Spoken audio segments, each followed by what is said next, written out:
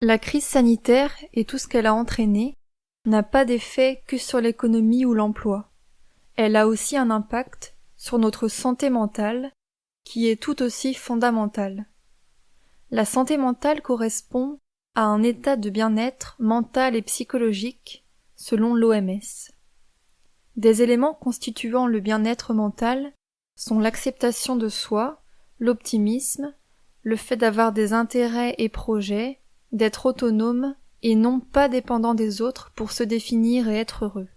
Je dirais que le bien-être pourrait aussi être le fait d'avoir des tracas ou de l'anxiété, ce qui est humain, mais de se sentir capable de les surmonter, d'apprécier sa vie malgré les problèmes, d'être serein, et aussi simplement d'avoir une vie sociale, des loisirs, ne pas être stressé au quotidien.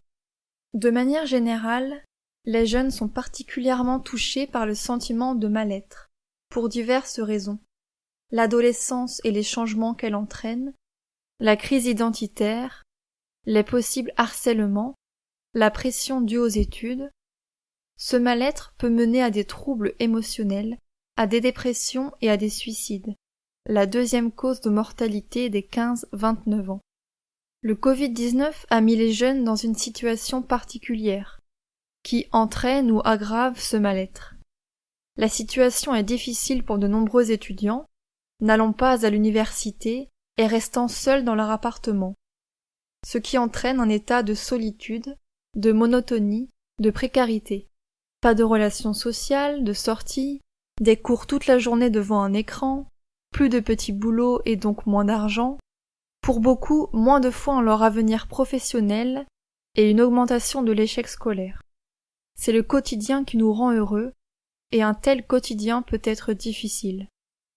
Le compte Instagram Hugo Décrypte a publié fin janvier un appel à l'aide de ces jeunes, livrant leurs témoignages très poignants.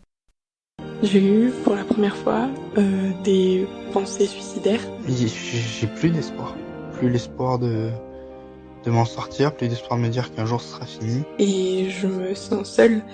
Et en fait, je me rends compte qu'à part ma volonté, plus rien ne me retient de passer à l'acte. Et voilà, on n'a plus d'espoir, plus rien, et c'est terminé. C'est terminé. C'était les témoignages de Grace, 20 ans, et Alexis, 18 ans.